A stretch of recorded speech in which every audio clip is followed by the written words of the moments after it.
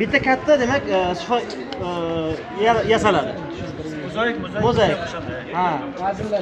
Mayonik degani nima degani? Mayonik bitta demak o'sha plitka holatida bitta katta nima taxtacha holatiga keltiriladi-da, o'sha keyin pishiriladi. Demak, terakota nima? Terakota bu o'ymakorlik. Zoyda avval qotirishadi, pishirishadi, keyin uni o'yishadi va yana bir marta pishirishadi. Mana shu narsa ba'zan ustini bo'yab, shisha yugurtirib, glazur qilib. O'shanday holatda keyin restavratsiya bo'lgan holatimi?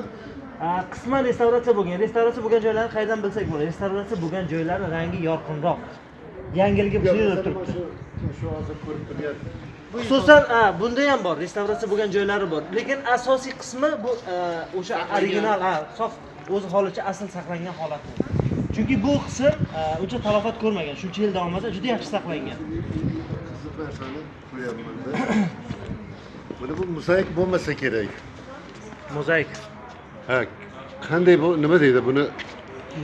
Hamma gap shundaki, bitta ana shu narsa bitta avval kesiladi, bo'yaladi, keyin yana bir marta orqasidan gips qilib yopishtiriladi. Qizig'i bu bilan teng holat emas-ku bular.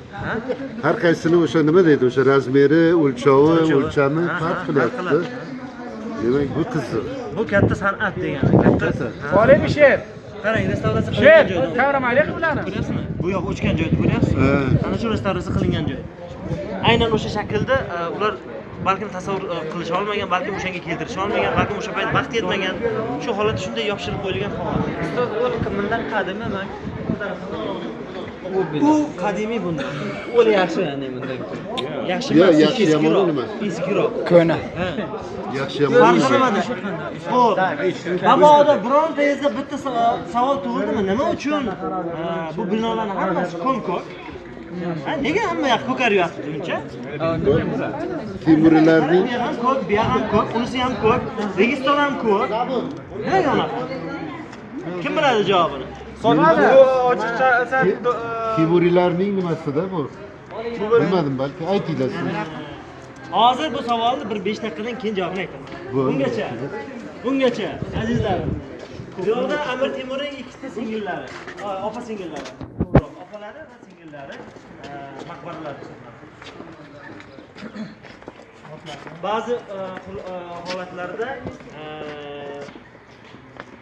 aytiladiki, o'sha opalarning qarori bilan, buyrug'i bilan demak qurilgan deyiladi. Ba'zi joylarda esa o'sha yerda dafn etilgan deyiladi. Turkon va Shirin